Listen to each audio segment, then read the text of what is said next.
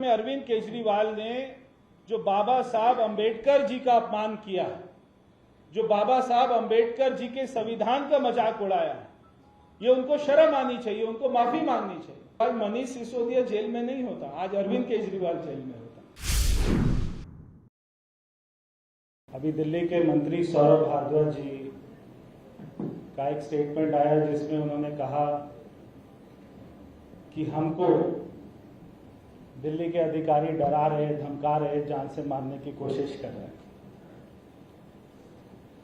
तो ये सुनकर बहुत ही अजीब लगा और एक बार तो हंसी भी आई, मगर हंसने वाली बात नहीं है, क्योंकि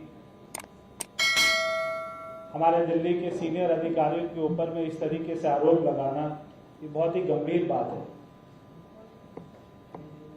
हम सभी जानते हैं कि दिल्ली के मुख्य सचिव जब अंशु प्रकाश जी थे तो बार बार उनको कहने के बाद में अरविंद केजरीवाल ने उनको अपने घर बुलाया और वो जाना नहीं चाहते थे। इस बात का उनको अंदेशा था कि वहां पर कुछ ये गड़बड़ करेंगे। और ये अरविंद केजरीवाल की हमेशा आदत रही है कि अपने घर में अधिकारियों को बुलाकर उनको गाली देना, उनको धमकाना। ये कोई पहली बार हमने नहीं सुना, बहुत बार सुन चुके हैं।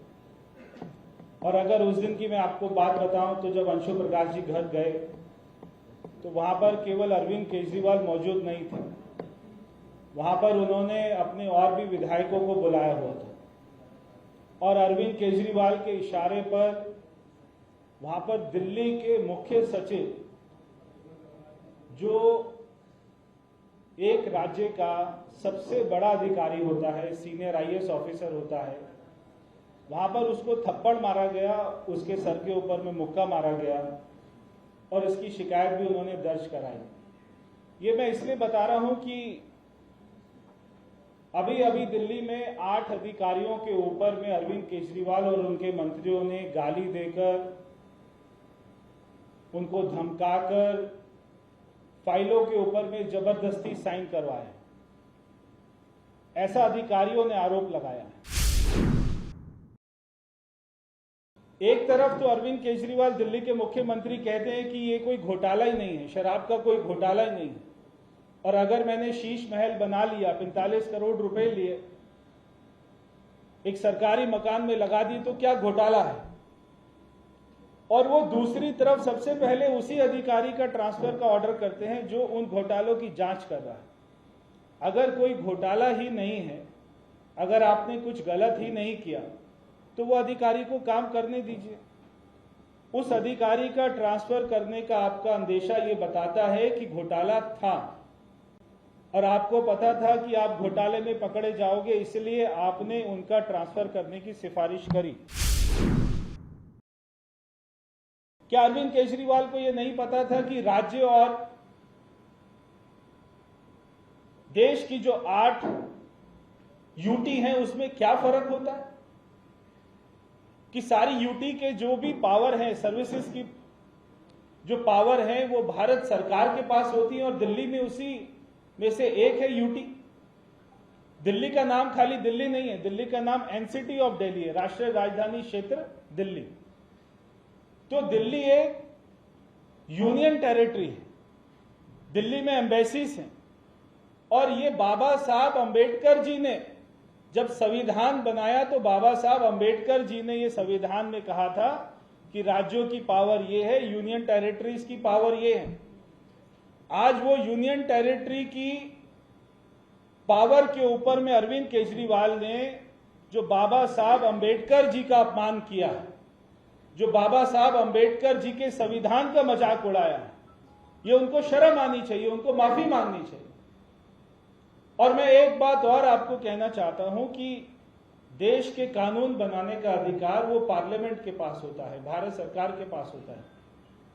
तो अगर सुप्रीम कोर्ट किसी भी संविधान का इंटरप्रिटेशन, उसकी व्याख्या अपने हिसाब से जो करती है, अगर उसमें कुछ भी कंफ्यूजन होती है तो सरकार उसको कभी भी बदल सकती है। तो सरकार ऑर्डिनेंस के माध्यम से ये नया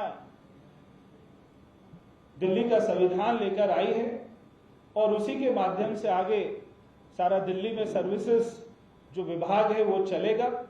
इसमें दिल्ली के मुख्यमंत्री को ज्यादा राजनीति नहीं करते हुए और उनको संविधान में विश्वास करना चाहिए, लोकतंत्र में विश्वास करना चाहिए।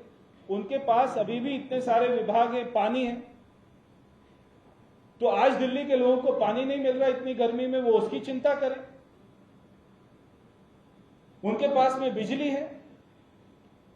मेरी लोकसभा में 1984 के दंगे की जो कॉलोनी है, वहां पर लोगों के घरों में 2-2 लाख के बिल आ रहे हैं, वो जाकर उनकी चिंता करें। जो विभाग उनके पास है, दिल्ली के मुख्यमंत्री के पास है, वो उसकी चिंता नहीं कर रहे, केवल 8-10 अधिकारियों के ऊपर ही पीछे पड़े हुए हैं। अगर कोई भी गड़बड़ होती दिल्ली में, दिल्ली सरकार में सैकड़ों अधिकारी हैं, तो अरविंद केजरीवाल कहते कि सारे अधिकारी खराब हैं, कोई मेरे कहने से काम नहीं कर रहा। मगर वो 8-10 अधिकारी जो इनके कहने से डिपार्टमेंट की फाइल के ऊपर में साइन नहीं करते हैं, ये हमेशा उन्हीं को गाली देते हैं। और सबसे पहले अधिकारी क्यों साइन करे? सबसे पहले दिल्ली के मुख्यमंत्री को साइन करना चाहिए। हमेशा आपने अपने मंत्रियों को साइन करवा के जेल में भिजवा दिया, आप कभी साइन नहीं करते। अगर आपने मनीष सिसोदिया की उस फाइल पर साइन किए हुए थे जब वो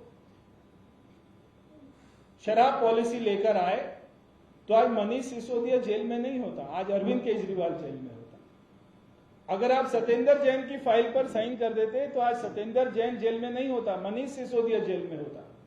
मगर 9 साल से दिल्ली के मुख्यमंत्री ने एक भी फाइल पर साइन नहीं किए। अगर दिल्ली के उपराज्यपाल ये कहते हैं कि मेरे पास अगर कोई फाइल आनी चाहिए तो उस पर दिल्ली के मुख्यमंत्री का साइन होना चाहिए, इसमें क्या गलत है? क्योंकि दिल्ली का मुख्यमंत्री ये जानता है कि जहां उसने साइन किया और घोटाला किया, वहां पर अगला नंबर उसी का। नमस्कार, मैं हूं मानक गुप्ता। अगर आपको हमारा ये वीडियो पसंद आया हो तो इसे लाइक और शेयर जरूर करें, और हां, हमें सब्सक्राइब और फॉलो करना ना भूलें, ताकि आप देश और दुनिया की कोई खबर मिस ना करें। तो जुड़े रहिए हमारे साथ और देखते रहिए न्यूज़ 24।